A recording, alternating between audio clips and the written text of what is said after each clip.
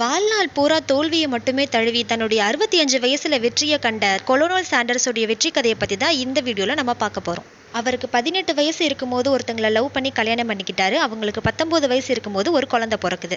அப்பவும் கொலோனல் சாண்டர்ஸ்க்கு ஒரு நிலையான வருமானம் எதுவுமே கிடையாது. கொலோனல் சாண்டர்ஸ் 7வது மட்டும் தான் படிச்சிருக்காரு. வாழ்க்கை அப்படியே போய்கிட்டே இருந்தது. தன்னுடைய 65 வயசுல ஹைவே கிட்ட ஒரு மோட்டல் ஆரம்பிக்கிறாரு. அந்த மோட்டல்ல சிக்னேச்சர் டிஷ் அப்படின்னு அவங்க அம்மா சின்ன வயசுல சொல்லி கொடுத்த KFC சிக்கனை செஞ்சு கொடுக்குறாரு. அந்த சிக்கன் எல்லாருக்கும் ரொம்ப பிடிச்சிருந்தது.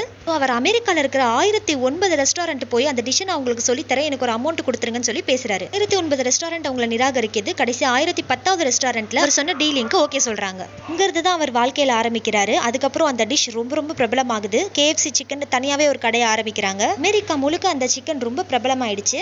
அதுக்கப்புறம் $2 மில்லியன் அவருடைய சிக்கனை அவர் பிரான்சிஸ்க்கு கொடுத்துறாரு. அந்த சிக்கன்ல நீங்க என்னுடைய புகைப்படத்தை தான் யூஸ் பண்ணணும் அப்படின்னு ஒரு நிபந்தனையை கொடுக்குறாரு. அதனால தான் நம்ம KFC சிக்கன் வாங்கும் போது அதுல கொலோனல் சாண்டர்ஸ் உடைய புகைப்படம் இருக்கு.